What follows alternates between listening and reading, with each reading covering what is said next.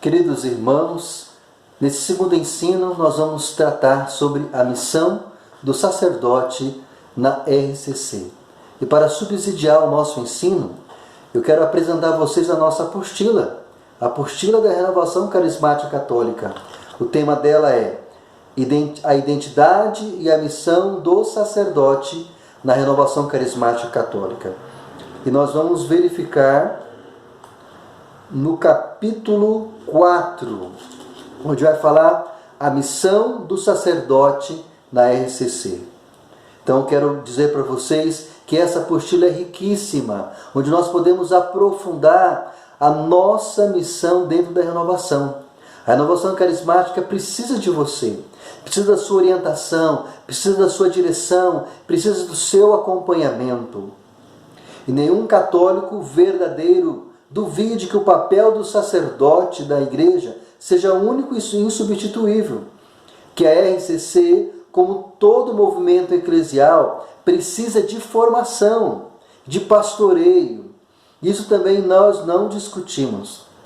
Aqui entra a figura do sacerdote, indispensável para dar ao movimento e ao grupo de oração o justo sentido eclesial da sua laicidade.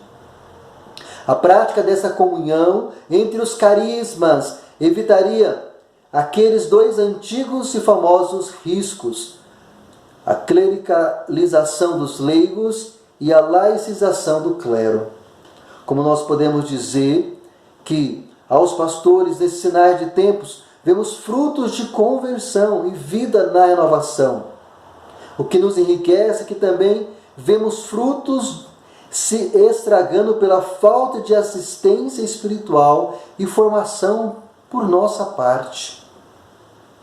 Um bispo brasileiro dizia: a pastoral de nossas igrejas precisa acompanhar com carinho e interesse os grupos de oração. Eles sentem muito distanciados os sacerdotes que não simpatizam com aquele modo próprio de rezar. Ora, os erros não se corrigem com o abandono dos que erram.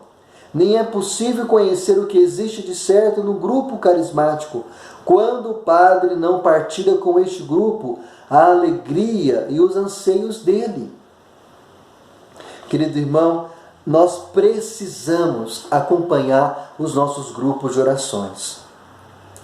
O nosso saudoso Papa São João Paulo II, na ocasião do 4º Congresso Mundial da RCC, em maio de 1981, ele vai dizer: nesta ocasião, gostaria eu também de chamar a vossa atenção para outro ponto especial de importância neste congresso de chefes, de líderes.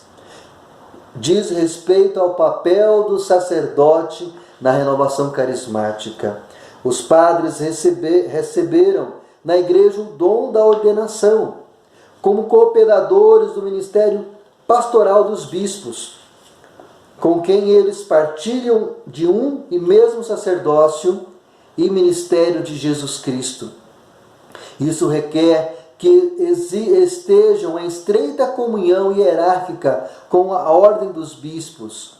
Como resultado, o sacerdote tem um papel único e indispensável para exercer na renovação carismática e em favor dela, tanto como em favor da comunidade cristã. A sua missão não está em oposição ou em paralelo com o legítimo papel dos leigos.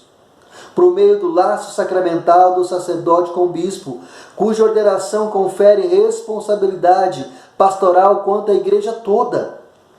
Ele ajuda a assegurar aos movimentos de renovação espiritual e de apostolado leigo a integração com a vida sacramental e litúrgica da igreja, especialmente graças à participação na Eucaristia.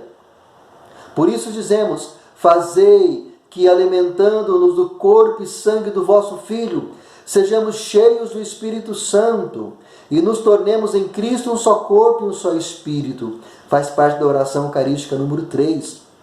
O sacerdote participa da responsabilidade mesma do bispo em pregar o Evangelho. Para isto, o preparará a sua formação teológica de maneira especial. Como resultado, ele tem um papel único e indispensável em garantir essa integração na vida da igreja, o que evita a tendência de formar estruturas alternativas e marginais e leva a mais plena coparticipação, especialmente na paróquia, na vida sacramental e apostólica da igreja. O padre, por seu lado, não pode prestar o seu serviço em favor da renovação, a não ser que até adote uma atitude acolhedora com ela, baseada no desejo que partilha de cada cristão pelo batismo, de crescer nos dons do Espírito Santo. Vós, chefes da renovação carismática, portanto, quer sacerdotes, quer leigos, deveis dar testemunho o comum laço que tendes com Cristo e estabelecer o ideal para esta colaboração efetiva que se funda na ordem dos apóstolos, solícitos em conservar a unidade do Espírito mediante o vínculo da paz. Há um só corpo e um só Espírito, como existe uma só esperança no chamamento que recebestes. Está em Efésios capítulo 4, versículos de 2 a 5. E também podemos ver no documento lançado pelos bispos americanos em 1974. A proximidade e a direção de um sacerdote nos parece evidentemente essencial para uma sã evolução da renovação carismática. Consequentemente, exortamos vivamente os sacerdotes a interessar-se pelo movimento. Por essa razão, de seu papel único e do carisma de sua ordenação, é o sacerdote que pode estabelecer de modo mais eficaz uma relação entre o movimento carismático e a vida total da igreja. E desta maneira, exercer sua função particular de coordenador dos dons do Espírito. Querido irmão, querido sacerdote, diácono e bispo, como é maravilhoso essas expressões que temos aqui. Que nós possamos realmente, por tudo aquilo que nós estamos partilhando, saber de que a espiritualidade deste novo Pentecostes caracteriza na vida dos batizados por 3 elementos específicos. Primeiro, o encontro pessoal com Cristo, acompanhado pela necessidade de conversão e pelo desejo sincero de santidade. Segundo, o reconhecimento pessoal de Jesus Cristo como Senhor e Salvador da sua igreja. E terceiro, uma nova abertura ao Espírito Santo, que quase sempre desemboca em uma experiência com os carismas em função de um serviço eclesial. Nós podemos afirmar que a experiência fundante da renovação carismática é o chamado batismo no Espírito Santo, que de modo algum se confunde com o batismo sacramental. Essa experiência de uma nova infusão é uma experiência fundamental que se faz a RCC. Que bênção, né? Nós podemos também dizer aquilo que o cardeal Suemes fez ao escrever naquela carta ao Papa Paulo VI, falando sobre a renovação carismática. Trata-se de homens e mulheres de absoluta boa vontade e total lealdade à igreja institucional, coisa rara nos dias de hoje, submetendo-se humildemente a qualquer exigência que lhe seja feito pela hierarquia, até mesmo a ponto de estarem dispostos a desaparecer os mais leves sinal. Que bênção, né? Podemos ver que o cardeal Suemes já tratava sobre a renovação, dessa docilidade e obediência. E podemos perguntar, como contribuir um padre para a renovação? O que temos nós, sacerdotes, de especial para oferecer à RCC? Responde um teólogo: a missa, os sacramentos e uma certa presença da igreja oficial. Sou de opinião de que um grupo sem sacerdote deve orar unido, a fim de que o Senhor lhe mande um sacerdote. Além de nossa função sacramental e representativa, contribuímos com os outros, segundo os dons e os carismas que o Senhor nos dá. O Senhor distribui seus dons como quer. Um grupo de oração, pelo menos com maturidade espiritual e depois de um crescimento no espírito, deve manifestar todos os carismas principais: profecias, línguas, curas, ensinamento, discernimento, dom de guiar o grupo no caminho do espírito e outros carismas. Qual destes terá um sacerdote? Depende do Senhor, não do sacerdote do grupo. Nem todos os sacerdotes têm o dom da animação da oração. Nem todos os sacerdotes têm o dom do ensino. Um ponto importante: nem todos os sacerdotes têm o dom de guiar o grupo de oração. Estes são carismas e o Espírito sopra onde quer. Quem deve profetizar? Quem deve animar a oração? Quem deve ensinar ao grupo? Quem deve guiar o grupo? Quem tem o carisma da profecia? Quem tem o carisma da animação na oração? Quem tem o carisma do ensino? Quem tem o carisma de guiar o grupo? Não necessariamente um de nós sacerdotes. Em obediência à vontade do Senhor, manifestada nos carismas que Ele dá, nós os servimos os irmãos segundo os dons que temos e não segundo os dons que nos faltam. Evidentemente, em um grupo paroquial, o pastor, se pertence ao grupo, terá um papel essencial, visto que é a ele confiado o bem-estar espiritual de todos os fiéis e de todos os grupos da paróquia. Se tem o carisma de guiar o grupo, se é chamado a isso, o fará. E de outro modo, não. Da mesma maneira, o sacerdote representante do bispo terá um papel especial no grupo. Pode acontecer que seja ungido pelo Senhor para guiar o grupo, mas o carisma não se segue necessariamente à representação do bispo. Em uma diocese, o bispo tem a competência final de reconhecer a autenticidade dos carismas, mas é o Espírito que os dá. Pedimos a Nossa Senhora, tão carismática, sem ter o caráter sacerdotal, pelos nossos grupos. Proteja-nos do clericalismo e do anticlericalismo. Essa reflexão pode nos orientar, enquanto sacerdotes, diáconos e bispos, que estão abertos à RCC e desejam ajudá-la, que trago agora à luz do recém-falecido Padre Mateu Labrua, grande líder e ancião do movimento na Itália. Em um artigo muito interessante, o sacerdote fala dos 5 fidelidades para os pastores que acompanham a RCC. Primeiro, fidelidade a Deus.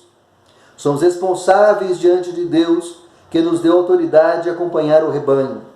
Segundo, fidelidade ao grupo, que nos escolheu. Se o grupo movido pelo Espírito Santo nos fez o convite para o acompanhamento, é porque Deus nos escolheu. Devemos responder ao grupo com o exercício do nosso ministério.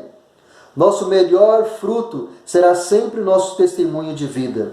Terceiro, a fidelidade à igreja. A igreja é nossa mãe, nela se move a renovação. Se a RCC vive a sua vocação na e para a igreja, é porque assim quis o Espírito Santo.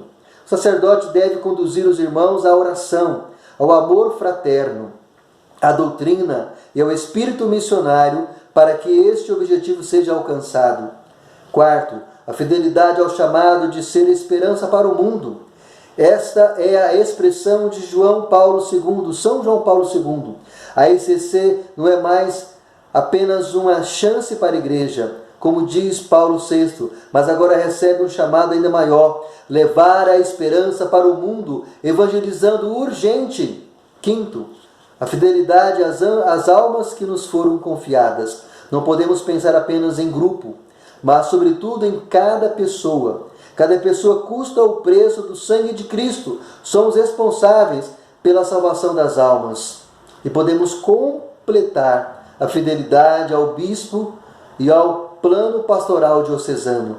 Quando se fala na fidelidade à igreja, por mais belo que soe aos nossos ouvidos, pode ficar bem abstrato o solto conceito desta Igreja Universal. A obediência irrestrita aos nossos bispos diocesanos será sempre fonte de bênção para a vida da renovação.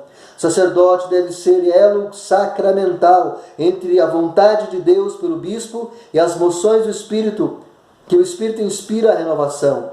E por meio do mesmo bispo, no tempo de Deus, confirmará ou não. Outro exemplo concreto poderão ser as atividades da RCC.